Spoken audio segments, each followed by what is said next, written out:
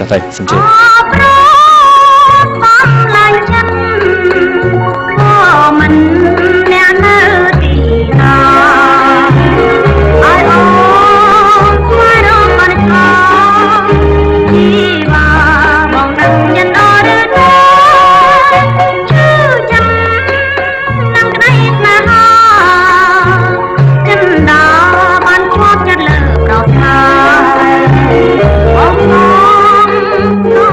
ឥឡូវនេះខ្ញុំបានមានវត្តមាននៅខាងក្នុងបរិវេណផ្ទះរបស់បងស្រីនៃអ្នកនាងរស់សេរីសុធាហើយក្នុងនេះផងដែរយើងបានធ្វើការណាត់ជួបជាមួយនឹងបាទអ៊ំស្រីទាំងពីរឥឡូវនេះក្រុមការងារបាទកំពុងតែមានការជួបជុំដើម្បីធ្វើការសំណេះសំណាលដែលចាប់ផ្ដើមនៅវេលានេះតែម្ដងបាទសូមជម្រាបសួរអ៊ំស្រីបាទអត់ទៅអ៊ំស្រីឈ្មោះអីដែររស់សាបឿនបាទចុះអ៊ំស្រីខាងនោះខ្ញុំរស់សាបឿនត្រូវជាបងស្រីបងអស់ហើយបច្ចុប្បន្ននេះអ៊ំស្រីមានអាយុប្រហែលឆ្នាំហើយ65ហើយ65ឆ្នាំហើយបាទចំណែកអ៊ំស្រីខ្ញុំ68ឆ្នាំបាទហើយនៅបច្ចុប្បន្ននេះអ៊ំស្រីរស់នៅតំណាដែរចាខ្ញុំរស់នៅជាមួយកូនចិត្តសាលាបច្ចិតសិល្បៈបាទគឺផ្ទះនេះតែម្ដងចាបាទចំណែកអ៊ំស្រីខ្ញុំរស់នៅបាត់ដំបងចានៅភូមិកម្មកស្រុកបាត់ដំបងខេត្តបាត់ដំបងចាបន្ទាប់ពីក្រុមការងាររបស់យើងបានទទួលព័ត៌មាននេះទៅបាទក្រុមការងារយើងក៏បាទសូមអនុញ្ញាតណាត់ដើម្បីឲ្យអ៊ំស្រីធ្វើដំណើរឆ្ងាយពីបាត់ដំបងមកដើម្បីធ្វើការសំណេះសំណាលបាទនៅបច្ចុប្បន្ននេះអ៊ំស្រីមានកូនប្រហែលនេះហើយចាខ្ញុំមានកូនតែមួយគាត់នោះបាទអង្គុយរឹងចាហើយមានធ្វើការងារអីដែរទេអត់ទេចាខ្ញុំអត់ធ្វើការងារអីទេរស់ដោយសារកូនចាចុះចំណែកអ៊ំស្រីខាងនោះវិញខ្ញុំកូននោះស្លាប់អស់ហើយមាន4នាក់ដែរតែស្លាប់ជាមួយនឹងប្អូនស្រីរស់សេរីសុធានឹងសពថ្ងៃចិញ្ចឹមចៅ3កំព្រាហើយមុខរបរខ្ញុំសពថ្ងៃដេកខោអាវចិញ្ចឹមចៅចា3ដេកខោអាវចិញ្ចឹមចៅបាទក្នុងវ័យ68ឆ្នាំបាទដែលអត់មានកូននៅជាមួយទេព្រោះគាត់បានទទួលមរណភាពបាទតាំងពីចំនួនពលពតមកម្លេះដល់បន្សល់ទុកនៅសល់បាចៅ3នាក់ជាមួយបាទហើយតាមព័ត៌មានដែលក្រុមការងាររបស់យើងខ្ញុំទទួលបាននោះគឺអ៊ំស្រីទាំងពីរគឺអ៊ំស្រីរស់សាបឿនជាមួយនឹងអ៊ំស្រីរស់សាបឿនបាទត្រូវជាបងបង្កើតរបស់អ្នកស្រីរស់សេរីសុធាតើរឿងនេះគឺជាដំណឹងពិតប្រាកដមែនឬក៏យ៉ាងណាណាបាទពិតប្រាកដទេចាស់ពិតប្រកបដែរចាបាទពិតប្រកបទេអ៊ំណាខ្ញុំពិតប្រកបចាបាទនេះគឺជាមោទនភាពមួយដែលក្រុមការងាររបស់យើងបានជួបដោយផ្ទាល់សាច់ញាតិបង្កើតរបស់អ្នកស្រីរស់សេរីសុធាបន្ទាប់ពីការមរណភាពក្នុងសម័យបាបនប្រល័យពូជសាសន៍មកគឺថាយើងមិនដែលបានមានឱកាសធ្វើការសំណេះសំណាលដើម្បីស្វែងយល់អំពីជីវិតបាទក្រុមគ្រួសារអំពីការតស៊ូនៅក្នុងវ័យកុមារភាពរហូតដល់គាត់ទទួលបានកេរ្តិ៍ឈ្មោះនិងកិត្តិស័ព្ទដ៏ល្បីរន្ទឺក្នុងប្រជាជាតិកម្ពុជារហូតដល់គាត់ទទួលមរណភាពទៅមានរឿងរ៉ាវឲ្យកើតឡើងខ្លះនោះទេដោយឱកាសនេះក្រុមការងារបានមានកិត្តិយសបានធ្វើកិច្ចសំណេះសំណាលជាមួយនឹងអ៊ំស្រីទាំងពីរបាទតាមរយៈការឧបត្ថម្ភអំពីហាងលក់មាសបាទពេញចិត្តដែលស្ថិតនៅក្រុង Long Beach រដ្ឋ California សហរដ្ឋអាមេរិកហើយក្នុងនោះផងដែរក្រុមការងាររបស់យើងនឹងមានសំណួរជាច្រើនដើម្បីបើចោតជាសំណួរឲ្យអ៊ំស្រីបើជួយស្រាយនៅចម្ងល់ពីព្រោះថាកាលពីមុននោះសកម្មភាពរបស់ផលិតកម្មយើងបានកោះកកាយរោគរឿងរ៉ាវដែលអាចកំបាំងបាទដែលធ្វើឲ្យបងប្អូនប្រជាជនខ្មែរមានចម្ងល់បន្ទាប់ពីការចាក់លោករបស់បណ្ដាបាទរីមច្បងឬក៏តារាអធិរាជសម្លេងមាសឬក៏រាជិនីសម្លេងមាស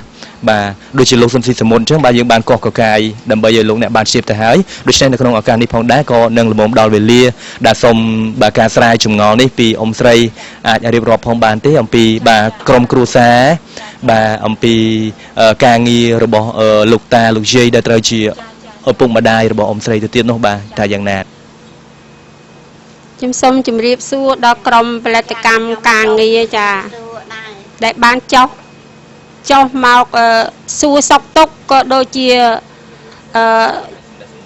ធ្វើកិច្ចសំណេះសំណាលដល់ក្រុមគ្រួសាររបស់នាងខ្ញុំចាឪពុកម្ដាយរបស់ខ្ញុំឪពុកឈ្មោះរស់សប៊ុនស្រុកកំណើតគាត់ នៅខេត្តកំពង់ឆ្នាំងចាហើយម្ដាយរបស់ខ្ញុំឈ្មោះណាត់សមៀនគាត់អ្នកខេត្តបាត់ដំបងហើយទីលំនៅនោះគឺថានៅភូមិដំណាក់លួងឃុំវត្តកស្រុកសង្កែខេត្តបាត់ដំបងហើយមានកូននោះចំនួន5នាក់ចានាងខ្ញុំឈ្មោះរស់សបឿនកើតឆ្នាំ1942ហើយនឹងកូនទី2ប្អូនខ្ញុំនេះឈ្មោះរស់សបឿនកើតឆ្នាំ1944ទី3ឈ្មោះរស់សុគន្ធាប្អូនប្រុស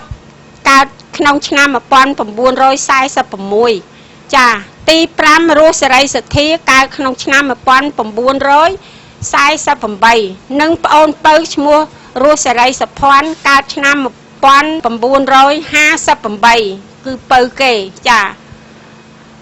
មានចំនួន5នាក់ហ្នឹងគឺមានប្រុសតែមួយទេចាហើយក្នុងរបបនោះបងប្អូនខ្ញុំទាំងអស់នោះគឺថាបានស្លាប់ទាំងអស់គ្នាតែម្ដងដោយសល់តែខ្ញុំ2នាក់នេះឯងកាលនោះប្អូនខ្ញុំនឹងនៅក្នុងភ្នំពេញនៅកន្លែងទឹកល្អក់ដល់ពេលរបបប៉ុលពតបានចន្លៀសចេញទៅតាមផ្លូវពោធិ៍ចិនតុងនឹងមានដោយទាំងកូនខ្ញុំកូនប្អូនខ្ញុំមាន4នាក់ម្ដាយខ្ញុំនិងក្មួយខ្ញុំទាំងអស់14នាក់គឺបានសម្លាប់ស្លាប់អស់នៅក្នុងខេត្តកំពង់ស្ពឺប៉ិនមិនដឹងទីកន្លែងនៅកន្លែងណាចាបាទអរគុណណាស់អ៊ំស្រីតាមរយៈការរៀបរាប់បំបញ្ញមិញនេះបាទប្រសាសន៍របស់អ៊ំស្រីធ្វើឲ្យយើងប្រកាសនៅក្នុងចិត្តថាការរៀបរាប់បញ្ជាក់អំពីលោកឪពុកអ្នកម្ដាយបាទតាំងពីទីកន្លែងកំណើតហើយព្រមទាំងបងប្អូនដែលមានលំដាប់លំដោយតាំងពីបាទបងស្រីបងអស់រហូតដល់ប្អូនពៅរបស់គ្រួសារនៃអ្នកស្រីរស់សេរីសុទ្ធានោះបាទបានធ្វើឲ្យយើងខ្ញុំប្រកាសក្នុងចិត្តថាបាទអ៊ំស្រីទាំងពីរគឺប្រកាសជាបងស្រីបង្កើតរបស់អ្នកស្រីរស់សេរីសុទ្ធាពិតមែនអញ្ចឹងគឺយើងបាទចាប់ផ្ដើមឈានចូលដល់ចំណុចសំខាន់ដែលផ្ដើមចេញតាំងពីវ័យកុមារភាពរបស់អ្នកស្រីរស់សេរីសុទ្ធាបាទតាអ៊ំស្រីនៅចាំអនុស្សាវរីយ៍បែបណាខ្លះដែលអ្នកស្រីរស់សេរីសុទ្ធាគាត់នៅក្មេងគាត់ចូលចិត្តធ្វើអ្វីហើយដំណើររឿងយ៉ាងម៉េចដែរបានជាអ្នកស្រីរស់សេរីសុទ្ធាគាត់បានឈានចូលក្នុងវិស័យសិល្បៈហើយបានបង្ហាញនៅស្នាដៃបាទពាក់ព័ន្ធទៅនឹងទឹកដមសំនៀងដ៏ក្រអូនក្រៅរបស់គាត់ធ្វើឲ្យប្រជាជនខ្មែរទូទៅមានការស្ញប់ស្ញែងនិងនៅតែស្ថិតនៅក្នុងដួងអារម្មណ៍របស់ប្រជារាស្ត្រខ្មែរនាពេលបច្ចុប្បន្ននេះចារស់សេរីសុទ្ធាពេលនៅវ័យកុមារភាពនៅឡើយពីអាយុប្រហែលជា3ទៅ4ឆ្នាំចានាងតែងតែចូលចិត្តរឿងចម្រៀងណាចាចម្រៀងពីដើមមិនទាន់ច្រើនដូចឥឡូវច្រើនមានលខោនបាសាក់ហើយអាយ៉ៃឬក៏បត់បំពេកូនអីគឺថាចេះច្រៀងពីតូចនឹងមកហោហែតាំងពីមិនទៅចេះដូចថាមិនទាន់ច្បាស់ហ្នឹងណាចេះច្រៀងដូចចៅខ្ញុំសប្តាហ៍ថ្ងៃចឹងដែរចេះច្រៀងហោហែចឹងមករហូតដល់បានទៅចូលរៀននៅសាលាតក្កណសាលាវត្តកំផែងចានៅតក្កណសាលាវត្តកំផែងគឺថានាងរៀនគ្រូតែងតែយកចិត្តទុកដាក់អំពីការដែលដូចថាពេលលេងសែនណែតអីក៏គេហៅឡើងច្រៀងឬក៏ជាលបាំស្អីមួយក៏តែងតែហៅនាងឡើងទៅច្រៀងរហូតហោហែហើយចូលចិត្តដូចថាធ្វើស្អីក៏បន្តិចក៏មានចម្រៀងដែរគឺថាចាប់អារម្មណ៍ឡើងដើមឈើបេះ